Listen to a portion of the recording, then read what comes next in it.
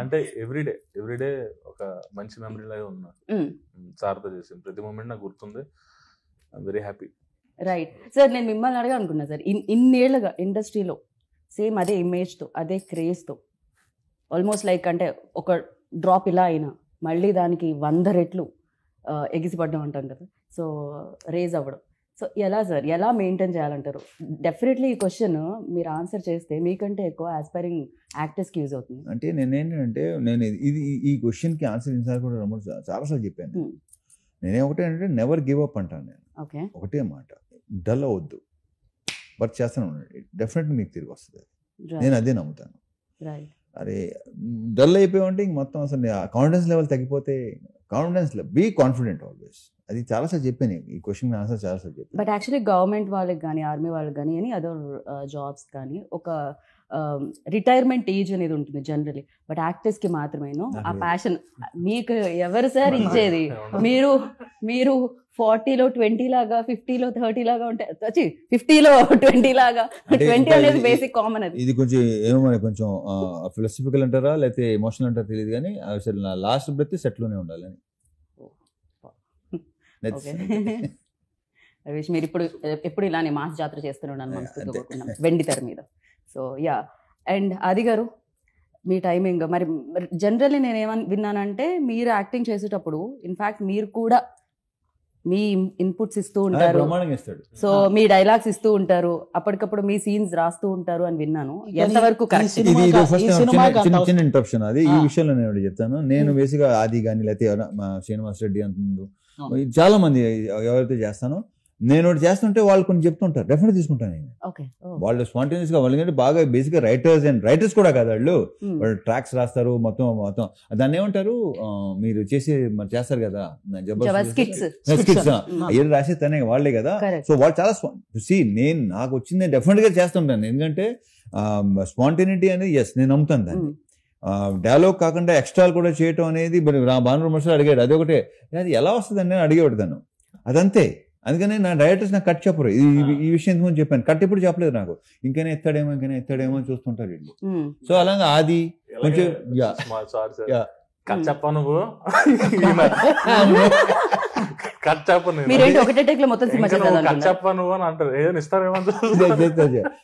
అది ఎస్ అది కొన్ని దాన్ని ఇంప్రూవైజ్ చేసి ఇలా చేస్తే బాగుంటుందని చాలా చెప్తుంటారు. ఫస్ట్ డిస్కషన్స్ అనేది జరుగుతుంది స్పాట్ లోనే. ఇప్పుడు టేక్ అవుతుంది, టేక్ అనగానే ఇలా చేస్తే బాగుంటుంది ఇంకోటి అనుకోండి, రాజీ చెప్తారు లేదా ఇంకోటి ఎవరో చెప్తారు, అయ్యా అది ఉంది. నా వరకైతే నేను సీన్ పేపర్ తీసుకెళ్లి ఇచ్చి రాసేసాం, అయిపోయింది, అయిపోయింది, నువ్వేమనంటే అంటే ఇక్కడ బాగా ఉందనంటే లేదు ఏదో వేస్తావు ఒకటి. సినిమాకి మాక్సిమం అంత అవసరం రాలేదు, ఎందుకంటే అన్న మీకు తెలుసు కదా సామాజిక వర్గం అన్న సినిమా అంత హిట్ అయిందంటే దానికి డైలాగ్స్ నుంచి మీకు తెలుసు కదా అన్నారు, సామాజిక వర్గం గురించి కదా. అవును, మీరు హోస్ట్ చేశారు కదా, అందరికీ తెలుసు. ఎందుకంటే ఆ సినిమా డైలాగ్స్ వల్లే అంత బాగా ఆడింది, అంటే ఆ డైలాగ్స్ రాసింది ఈయన కాబట్టి. డైలాగ్స్ పరంగా ఈ సినిమాలో అసలు మీకు ఫస్ట్ హాఫ్ సెకండ్ హాఫ్ అసలు బేవచ్చంగా ఉంటాయి, చాలా కావాల్సిన డైలాగ్స్ ఉంటాయి ఎంజాయ్ చేయడానికి, కానీ అలాగే మాస్ రిలేటెడ్ డైలాగ్స్ కానీ హీరో గారు చెప్పేవి అవన్నీ అదిరిపోతాయి. ఇంకా హీరో గారు చెప్పినట్టు ఆయన నిజంగానే ధమాకా సినిమాలో నేను నా just half day shoot, half day just Rao Ramesh గారికి నాకు మధ్య ఆయన్ని కారులో డ్రాప్ చేశారు, హాఫ్ డే షూట్. అది తర్వాత అక్కడ పేలిన 2 జోకులు ఎడిటింగ్ టేబుల్ మీద సార్ చూసి ఈ ట్రాక్ డెవలప్ చేయండి అని ఆ సినిమా అంతా డెవలప్ చేయించారు. అది అలా డెవలప్ అయిన ట్రాక్ అది. లైక్ అంటే డెఫినెట్ గా ఒక ట్రాక్ డెవలప్ అవుతున్నప్పుడు కొంచెం స్క్రీన్ టైం లేదు, ఒక టైమింగ్ ఉన్న యాక్టర్ చేస్తుంటే నేను ఇంకా కావాలి, ఇంకా టైమింగ్ ఉన్న యాక్టర్స్ మనకు చాలా తక్కువ అన్నట్టు, అందులో timing is very important. So అలా ఎంత బాగుంటుంది ట్రాక్ అది హైలైట్ ట్రాక్ రావు రమేష్ గారిది అది. రైట్. అండ్ సితారా ఎంటర్టైన్మెంట్స్, దాని గురించి వంశీ గారి గురించి బెటర్ డైరెక్టర్ గారిని అడగాలి మేమైతే. పైగా ఇంకొకటి అండి, ఇక్కడ స్ట్రైట్ ఫార్వర్డ్ ఏదైనా చెప్పేస్తారు, అక్కడ స్ట్రైట్ ఫార్వర్డ్ ఏదైనా చెప్పేస్తారు, ఎలాంటి దాపరికాలు ఉండవు ముఖం మీద. సో ఎలా ఉండేదండి అసలు ఇటు నుంచి అటు నుంచి? స్ట్రైట్ ఫార్వర్డే, ఇంకా మధ్యలో ఇంకా వెనకాల మాట్లాడే ఏం లేదు. సో అది ఇంకా చాలా హెల్ప్ అయింది సినిమాకి. అంత స్ట్రైట్ ఫార్వర్డ్ గా clear and open. Clear and open. Vamsi గారి స్పీచెస్ ఎంత హైలైట్ తెలుసా, ఆయన ఏమైనా మాడుతుంటే లిటరలీ వంశీకి ఫ్యాన్స్ అసోసియేషన్ ఉంది. ఎగ్జాక్ట్లీ ఆయన ప్రెస్ మీట్ పెట్టారంటే మామూలుగా ఉండదు అసలు. అలా నాకు తెలిసి ఏ ప్రొడ్యూసర్ కి ఆ రకంగా ఫ్యాన్స్ ఉండరేమో.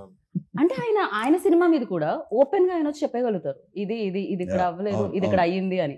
అంటే అది చాలా తక్కువ మందికి ఉంటుంది అది యాక్సెప్ట్ చేయడం, అండ్ మళ్ళీ ఇంకోటి వస్తుంది ఇక్కడ కొడుతున్నాం అని చెప్పడం. That confidence level. ఆయన కథ చెప్తున్నప్పుడు నేను చెప్పాను, కథ విన్నారు, అంత బాగుంది. తర్వాత మన ఎడిట్ లో చూసినప్పుడు ఆ డైలాగ్ గుర్తు లేదేంటి, నువ్వు చెప్పినప్పుడు అన్ని గుర్తున్నాయి ఆయనకి, అంత మెమరీ ఉంది. మళ్ళీ అదేంటి అది ఆయన బాగా నవ్వుకున్నాను, ఆ డైలాగ్ లేదేంటి, ఏంటంటే అది ఉంది అని. మళ్ళీ అలాగా అతనికి మెమరీ కూడా చాలా ఎక్కువే. రైట్. బాగా అంటే విన్నట్టుగా ఉంటారు కానీ అన్ని వింటారు. అండ్ ప్రొడక్షన్ వాల్యూస్ గురించి ఇన్ని సినిమాలు చేస్తున్నారు, ఇన్ని సక్సెస్ఫుల్ కడుతున్నారు, సో అడగాల్సిన అవసరం లేదు, మీరు అడిగిందా ఆటోమేటిక్ గా ఇచ్చేసి ఉంటారు. ఆబ్వియస్లీ ఆయన ఆ విషయం అసలు యా. సో శ్రీలీల గారితో మీకు ఏమన్నా ఒక పాట ఏదో మీకు ఉంది అని మేము విన్నామండి. నాకా ఊరుకోండి.